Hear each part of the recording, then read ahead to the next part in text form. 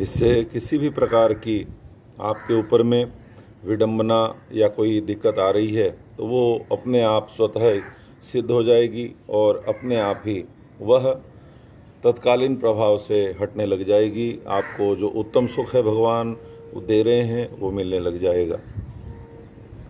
आपको एक पीपल के वृक्ष में नित्य एक तांबे के लोटे में जल भर के, तांबे का लोटा ना हो तो पीतल का ले सकते हैं, पीतल का ना हो तो माटी का पात्र ले सकते हैं। लोहा और स्टील ये ज़्यादा उपयोग में नहीं लाने चाहिए, जब तक कि एकदम भी कुछ ना हो तब आप ले सकते हो। परंतु लोटे में, तांबे वाले लोटे में जल लेकर के और हो सके तो उसमें कुछ तिल मिला लीजिए, काले तिल। न मिलते हो तो केवल जल। प्रातःकाल जाकर पीपल जो कि भगवान नारायण का ही स्वरूप है उसके जड़ में अर्घ दे दीजिए, उसमें जल दे दीजिए और खड़े होकर के प्रार्थना करिए कि हे पितृस्वरूप नारायण, इस पीपल के स्वरूप में भी आप हो। मैं समस्त मानव जाति और समस्त पितृ जाति के लिए और आप भगवान नारायण की अच्छे फल प्राप्ति के लिए ये जल नारायण भगवान आपको प्रदान कर रहा हूँ। हे जनार्दन, मेरे ऊपर जो भी पितृदोष आदि है उसका आप निवारण करिए। पुनः दोनों हाथ ऐसे उठाकर और अपने पितरेश्वरों को देख करके मन में ध्यान करके और 3 बार त्राहि माम त्राहि माम त्राहि माम ये आपको जप करना चाहिए। इससे पितृदोष का निवारण होने लग जाएगा। आप कुछ और ज़्यादा कर सकते हैं, आपका स्टेटस उससे कुछ और अच्छा है तो आप करिए। आपको प्रत्येक अमावस्या को, और अगर सधे आप बहुत धनाढ्य हो तो प्रत्येक दिन एक ब्राह्मण को कुछ न कुछ भोजन अवश्य करवाइए।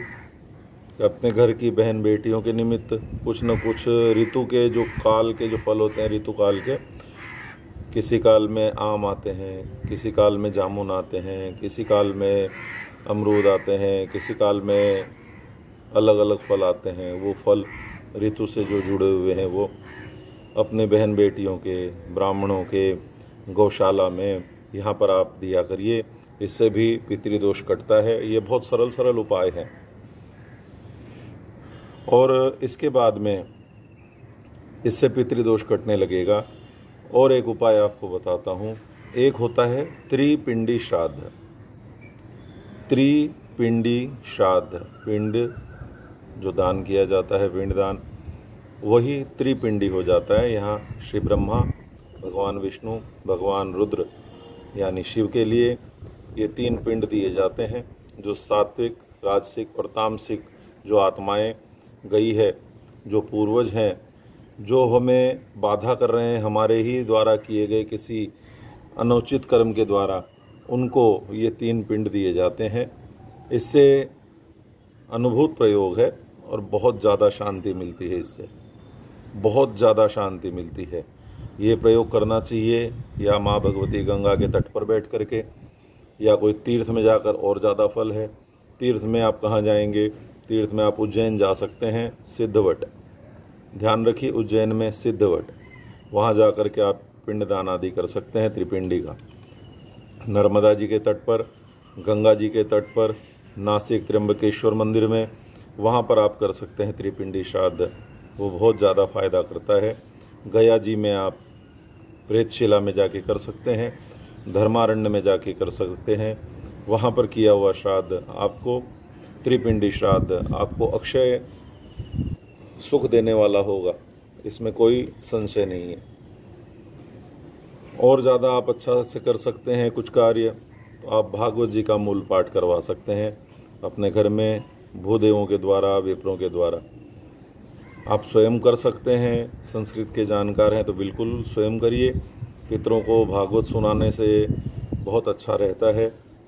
परंतु भूदेवों के द्वारा, जो कर्मनिष्ठ भूदेव हैं, जो पढ़े लिखे हैं, जो भागवत का पाठ कर सकते हैं, उनसे ही भागवत का पाठ करवाइए।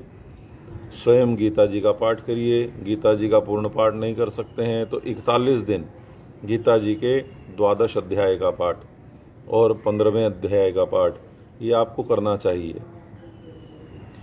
नित्य अपने पितरों के प्रति आप श्री विष्णु सहस्त्र नाम स्तोत्र का पाठ कर दीजिए, इससे भी पितरों को अपार प्रसन्नता होती है। ये छोटे छोटे सब उपाय बता रहा हूँ, और ज़्यादा आप करना चाहते हो, आपको लगता है कि मैं राजा के सदृश हूँ, मैं धनाढ्य हूँ, जिसको भी ऐसा लगे वो कम से कम जब भी पितरों का श्राद्ध आदि करे तो पिंडात्मक श्राद्ध करे। ये नहीं कि अपने मुनीम को कह दिया कि किसी को बुलाना, जिमा देना, दे देना, वो नहीं। आपको भगवान ने जब इतना कुछ दिया है तो वहाँ पर आप बैठो अपने पितरों के प्रति पूर्ण श्रद्धा लेकर के। इतनी सामग्री जुटा के बिना श्रद्धा के दोगे वो कार्य नहीं होगा आपका।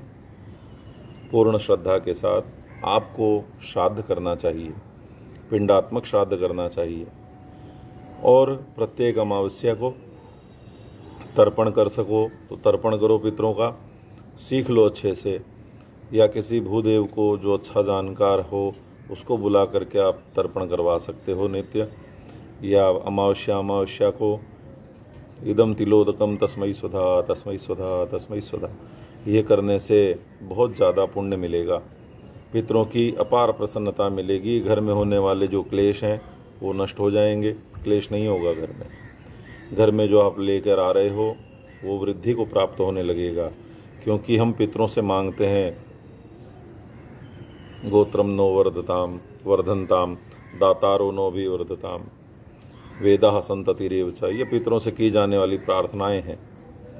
तो आप ये सब प्रार्थना करो और बिल्कुल ध्यान रखकर नित्य प्रातःकाल उठकर अपने माता पिता को, अपने गुरुजनों को, गौ माता को, सूर्य भगवान को और अपने इष्ट देव को, कुल देव को, अपने गुरुजनों को, आपसे जो बड़े हैं घर में उन सबको, और जो कर्मनिष्ठ भूदेव दिख जाएं रास्ते में चलते हुए, रास्ते में एक तो झुक करके पाँव छू के प्रणाम नहीं होता है, ऐसे प्रणाम होता है।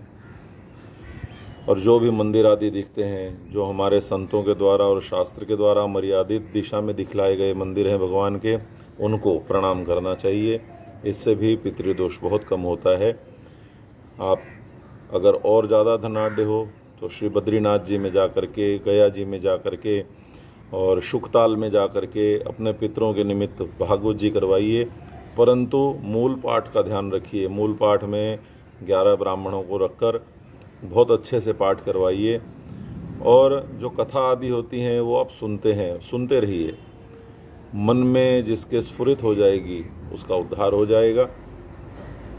आप सबको पुनः कह रहा हूँ, दिव्य मार्गदर्शन की ओर से मैं पंडित विकास कुमार व्यास, किसी प्रकार से भी ज्योतिष में कोई भी दोष अगर बताया गया है तो उसका निवारण बताया गया है।